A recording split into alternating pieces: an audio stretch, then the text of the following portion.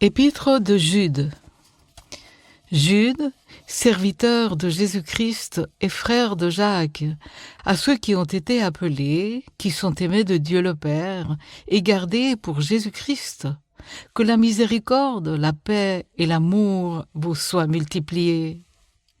Bien-aimés, alors que je désirais vivement vous écrire au sujet de notre salut commun, je me suis senti obligé de vous envoyer cette lettre pour vous exhorter à combattre pour la foi qui a été transmise aux saints une fois pour toutes.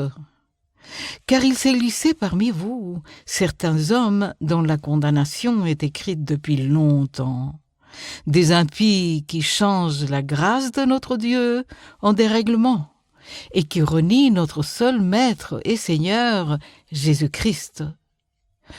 Je veux vous rappeler, à vous qui savez fort bien toutes ces choses, que le Seigneur, après avoir sauvé le peuple et l'avoir tiré du pays d'Égypte, fit ensuite périr les incrédules, qu'il a réservé pour le jugement du grand jour, enchaînés éternellement par les ténèbres, les anges qui n'ont pas gardé leur dignité, mais qui ont abandonné leur propre demeure.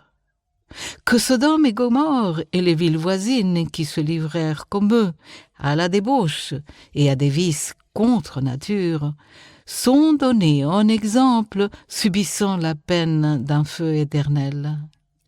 Malgré cela, ces hommes aussi, entraînés par leur rêverie, souillent pareillement leur chair, méprisent l'autorité et injurient les gloires. Or, l'archange Michel, lorsqu'il contestait avec le diable et lui disputait le corps de Moïse, n'osa pas porter contre lui un jugement injurieux, mais il dit « Que le Seigneur te réprime ». Eux, au contraire, ils parlent d'une manière injurieuse de ce qu'ils ignorent, et ils se corrompent dans ce qu'ils savent par instinct comme les brutes. Malheur à eux, car ils ont suivi la voie de Caïn. Ils se sont jetés pour un salaire dans l'égarement de Balaam. Ils se sont perdus par la révolte de Corée. Ce sont des écueils dont vos agapes, faisant impudemment bonne chère, se repaissant eux-mêmes. Ce sont des nuées sans eau poussées par les vents, des arbres d'automne sans fruits, 2 fois morts, déracinés. Des vagues furieuses de la mer rejetant l'écume de leur impureté, des astres errants auxquels l'obscurité des ténèbres est réservée pour l'éternité. C'est aussi pour eux qu'Enoch, le 7e depuis Adam, a prophétisé en ces termes. Voici, le Seigneur est venu avec ses saintes myriades pour exercer un jugement contre tous et pour faire rendre compte à tous les impies parmi eux de tous les actes d'impiété qu'ils ont commis et de toutes les paroles injurieuses qu'ils ont proférées contre lui, des pécheurs impies. Ce sont des gens qui murmurent, qui se plaignent de leur sort, qui marchent selon leur convoitise, qui ont à la bouche des paroles hautaines, qui admirent les personnes par motif d'intérêt. Mais vous, bien-aimés, souvenez-vous des choses annoncées d'avance par les apôtres de notre Seigneur Jésus-Christ. Ils vous disaient que dans les derniers temps, il y aurait des moqueurs, marchant selon leur convoitise impie.